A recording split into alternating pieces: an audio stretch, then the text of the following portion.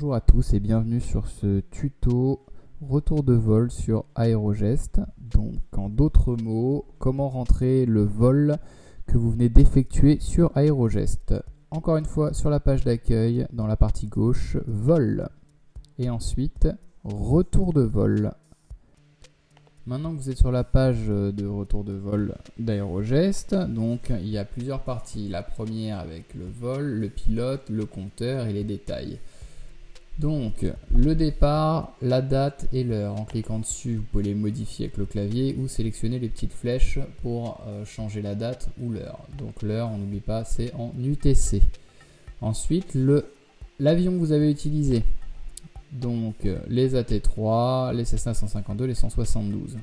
Voilà, donc pour l'exemple, on va prendre par exemple Mike Victor. Ensuite, le type de vol. Si c'était un vol local, une navigation, des tours de piste, montagne, voltige, on va moins l'utiliser parce qu'on n'a pas d'avion de voltige et on ne fait pas de montagne. Ensuite, la classe, ce sera toujours une classe standard. Et la nature du vol, c'est du VFR de jour, du VFR de nuit ou de l'IFR.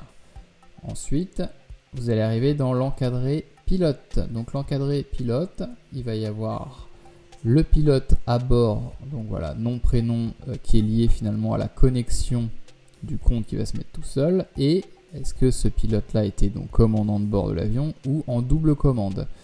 Si c'est des élèves qui regardent ce tuto, donc ça sera la double commande. On appuie sur DC pour double commande.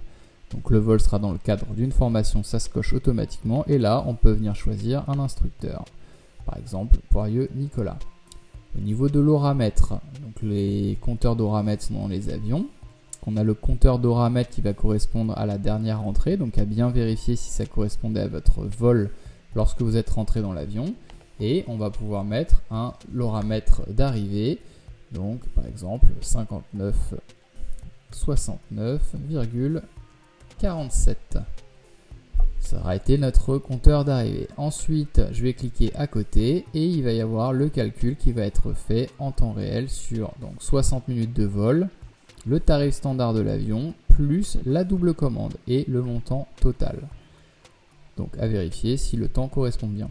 Ensuite, dans les détails du vol, on aura le départ et l'arrivée. Donc si c'est un vol local, ça sera la même chose. Et si jamais vous avez fait plusieurs touchés, vous pouvez ajouter un toucher intermédiaire. Par exemple, des tours de piste à tout su, donc des touchés intermédiaires à tout su. 1, 2, 3 ou 4 touchés.